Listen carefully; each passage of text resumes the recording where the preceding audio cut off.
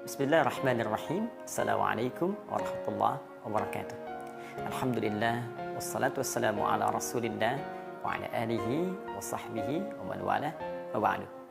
Saudara-saudariku, dimanapun Anda berada, saya Adi Hidayat ingin menyapa dan bermohon kepada Allah Subhanahu wa Ta'ala, semoga kita di hari Jumat, hari mulia, hari pertama menunaikan ibadah di bulan Ramadan ini dirahmati, diampuni, dan yang paling khusus diterima ibadah siam kita oleh Allah Subhanahu wa Ta'ala. Ramadan adalah bulan yang sangat istimewa. Ibadahnya pun istimewa dan karunia-Nya pun begitu istimewa. Tidak hanya Allah menghadirkan balasan-balasan akhirat yang sangat luar biasa, bahkan menjadikan satu pintu di surga khusus bagi orang yang gemar berpuasa dengan nama Ar-Rayyan itu. Lebih dari itu, ada bonus yang Allah bisa berikan pada setiap orang puasa, khususnya di bulan Ramadan saat ia masih berada di dunia. Bonus ini disampaikan langsung oleh Nabi SAW lewat hadis yang diteruskan oleh sahabat Abdurrahman bin Sakhr atau yang kita kenal dengan Abu Hurairah, tercantum dalam Sahih Al-Bukhari, Kitab As-Siyam, nomor hadis yang ke-38. Nabi menyampaikan, "Man shama Ramadhana imanan wahtisaban, ghufira lahu ma taqaddama min dhanbi." Man shama Ramadhana, siapapun yang menunaikan puasa Ramadan. Man itu isim mausul, konjungsi menunjuk pada satu pelaku, subjek kadang-kadang ke objek, tapi bentuknya tunggal, sifatnya terbuka. Artinya bisa lelaki, perempuan, tua, muda, semua terbuka. Allah memberikan kesempatan pada setiap personal kita tanpa kecuali, tanpa batas, sepanjang ia memenuhi kualifikasi untuk menunaikan puasa Ramadan. Apa yang ditawarkan oleh Allah melalui lisan Nabi ini? Pertama, imanan wahtisaban. Tidak semua orang yang puasa, tapi khusus yang menunaikan puasa Ramadannya dengan penuh keimanan dan ketulusan. Kalimat hadisnya, imanan, dia tunaikan puasa itu dengan penuh kekuatan iman. Imanan. Wahtisaban, dan tulus dikerjakan karena Allah Subhanahu wa Ta'ala. Wahtisaban. Saudaraku, apa yang kemudian dimaksudkan lewat hadis ini? Ghufira lahu ma taqaddama min dhanbi. Kata Nabi, orang yang menunaikan puasanya dengan penuh keimanan dan ketulusan karena Allah, maka ia akan mendapatkan bonus saat di dunia, diampuni semua dosa-dosanya yang telah lalu sejak ia mulai baligh sampai dengan di hari itu dia berpuasa. Bayangkan berapa usia kita dari sejak balik sampai saat ini. Ada yang 30, 40, 50 tahun, lebih daripada itu. Berapa dosa yang sudah pernah diperbuat sampai hari pertama Ramadan ini, sampai di hari Jumat ini. Ada berita yang sangat menggembirakan, kata Nabi, dan tentunya ini langsung berita dari Allah Subhanahu wa Ta'ala, disampaikan oleh Rasulullah SAW. Siapa yang menunaikan puasanya, benar ditunaikannya karena iman dan ketulusan, maka ia berpotensi digugurkan, diampuni semua dosanya sampai di hari itu dia puasa. Masya Allah. Tapi seperti apa kualifikasi orang yang menunaikan puasa dengan iman dan tulus itu? Ini yang akan saya detilkan. Kita sering bahas bahwa kalimat iman itu seringkali bersanding dengan amal saleh. Iman sering disandingkan dengan amal saleh, dan ini selalu bergandengan satu dengan yang lainnya. Ya, saya sering sampaikan, iman itu amalan hati. Amalan hati butuh pembuktian. Pembuktiannya lewat pekerjaan anggota tubuh. Pekerjaan disebut dengan amal. Karena ia disupport dengan cahaya iman, maka semua pekerjaan anggota tubuh kita pasti akan mengarah pada yang baik. Baik dalam bimbingan Allah disebut saleh. Karena itu kalau digabungkan pekerjaan dan baik menurut pandangan Allah disebut dengan amal saleh. Ya, orang yang beriman maka cahaya dalam hatinya akan membimbing seluruh tubuhnya untuk mengerjakan amal saleh. Karena itulah dalam Al-Quran sering disandingkan kata iman dengan amal saleh.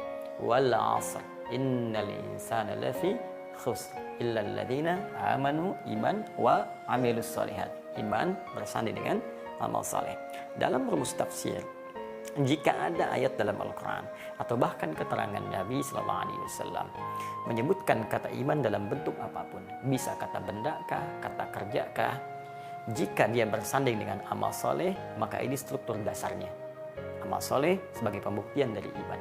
Tapi jika kata imannya berdiri sendiri, tidak disebutkan amal solehnya, maka ini dimaksudkan amal soleh ini sudah otomatis terkandung dalam kalimat iman ini, sehingga saking diketahuinya tak perlu disebutkan lagi. Orang beriman pasti beramal soleh. Itu yang dimaksudkan.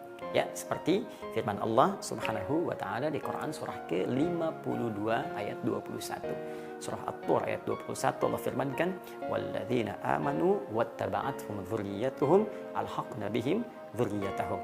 Wa ma alatnahum min amalihim min syai' kullu imri'in bima kasabat rahim." Baik, walladzina amanu, dan orang tua yang beriman itu. Tidak disebutkan amal salehnya. Ya, wattaba'athum dzurriyyatuhum biimanin, dan diikuti oleh keturunannya sama-sama beriman juga. Alhaqna bihim dzurriyyatahum. Maka mereka akan dikumpulkan semuanya di surga. Jadi kalau orang tua beriman, mendidik anaknya beriman juga, dipelihara imannya sampai wafat, mereka semua akan dikumpulkan di surga, satu keluarga. Tapi kan syarat masuk surga tidak cukup dengan iman, mesti ada amal soleh. Karena itu kalimat surga pertama di surah kedua Al-Baqarah ayat 25 dibuka dengan iman dan amal soleh. Ya, wabasyiril ladzina amanu iman wa amilus solihat anna lahum jannatin tajri min tahtihal anhar. Nah, berikan kabar gembira pada orang yang beriman dan membuktikan imannya dengan amal soleh, disiapkan bagi mereka pilihan berbagai surga yang mengalir keindahan-keindahan di bawahnya dan sekitaran-sekitarannya. Nah, karena kalimat-kalimat iman sudah diketahui buktinya lewat amal soleh, amal soleh, amal soleh. Karena itu, jika kalimat iman yang berdiri sendiri, amal solehnya tidak disebutkan, maka otomatis yang dimaksudkan iman dan amal soleh. Seperti ayat tadi. Dan para orang tua yang beriman itu dan membuktikan imannya dengan beramal soleh, diikuti anak-anaknya, dijaga itu semua, mereka dikumpulkan dengan iman dan amalnya di surga. Itu maksudnya. Karena itu ujung ayat yang ditutup dengan kalimat wa ma alatnahum min amalihim min syai' kullu imri'in bima kasaba rahin. Ya, kami tidak akan sia-siakan amal mereka yang dibuktikan lewat bimbingan iman itu. Jika baik, maka iman dan amal itu akan mengumpulkan mereka di surga. Tapi itu tawaran, kata Allah, setiap orang tua bisa memilih apakah ingin mewujudkan itu atau menghadirkan nestapa dan tangisan di kemudian hari. Terkait dengan rumus hadis Nabi tentang puasa Ramadan ini, karena kalimat ini disebutkan iman tunggal tanpa amal solehnya, maka sudah otomatis mencakup kalimat yang tadi saya maksudkan, imanan. Karena itu cara menerjemahkannya, man shoma ramadhana, siapa yang menunaikan puasa Ramadan, siapapun dia, laki-laki, perempuan, sepanjang dia baligh, ya, masuk dalam kualifikasi imanan, dia tunaikan puasanya dengan penuh keimanan. Lalu terjemahkan, dan bukti kuatnya penuhnya iman itu banyak mengerjakan amal soleh dalam puasanya. Ini maksudnya. Ya, karena kalau Anda terjemahkan dengan penuh keimanan saja bisa relatif nanti maknanya. Tapi kalau kita dalami dengan tafsirnya, yang dimaksud dia tunaikan puasanya dengan penuh keimanan, bukti penuh imannya, dia perbanyak amal soleh saat dia menunaikan puasa Ramadannya. Apa yang dia kerjakan? Ya, dia tingkatkan sholatnya. Dari yang tadinya fardu meningkat tambah dengan sunnahnya. Dari yang tadinya baca Quran, itu pun sedikit, dia tambah. Biasa hari biasa, misalnya 1 halaman, dia tambah sehari sekarang 1 juz. Dia tambah dengan tilawah, dia tambah dengan menghafal. Jarang sedekah, dia buka kemudian untuk sedekah. Karena itu, di bulan Ramadan menariknya, semua pintu amal soleh itu dibuka oleh Allah Subhanahu wa Ta'ala, kemudahan bagi kita untuk menunaikannya. Karena itu, siapapun saat Ramadan, hatinya lapang untuk bekerja dan beramal soleh. Kalau nggak percaya silakan. Bukankah saat Ramadan kita semakin tergerak meningkatkan ibadah? Pengen sholat sunnah, pengen sedekah, kan? Pengen baca Quran. Itu dimanfaatkan. Allah sudah buka seluas-luasnya.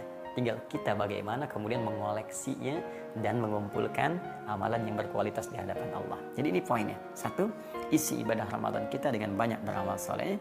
Wahtisaban, dan ukur-ukur, hitung-hitung amal soleh ini supaya ikhlas. Tulus karena Allah. Ya, jangan sampai mau tarawih karena orang tarawih, kita pun tarawih. Karena orang baca Quran, saya pun pengen baca Quran. Ya? Karena orang sedekah, saya pun pengen sedekah. Tidak. Kenapa ini penting kalimat Nabi muncul? Seakan-akan Nabi dengan bimbingan Allah sudah memprediksi akan banyak mungkin orang beramal saat Ramadan, motifnya beda-beda. Ya, mungkin karena motif ingin dipuji, ingin ria, ingin tampil, ingin macam-macam dan sebagainya. Ya, termasuk juga doakan saya dan ustadz-ustadz yang lain supaya kalau ta'lim itu tujuannya benar karena Allah, bukan karena ingin eksis di YouTube, bukan karena ingin cari follower, bukan karena macam-macam. Nah, itu yang paling berbahaya.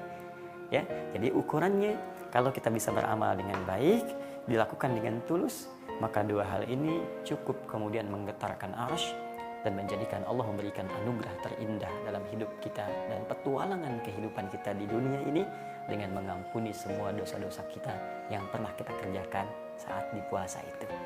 Maka dua hal ini bisa menggugurkan dosa yang pernah kita kerjakan selama hidup kita dalam periode balik sampai hari pertama Ramadan ini.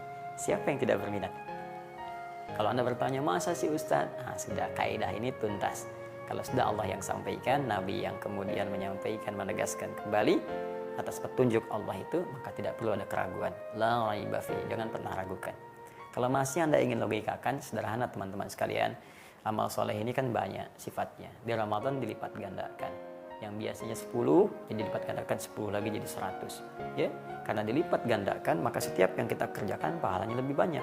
Bukankah setiap amal akan menutup yang buruknya? Amal soleh akan menggugurkan yang salah. Demikian rumusnya di hadis Muslim, ya. Fa in faniyat hasanatuhu, jika habis yang baiknya ini, sisa yang buruk. Kalau masih ada buruk, baiknya banyak, nutup.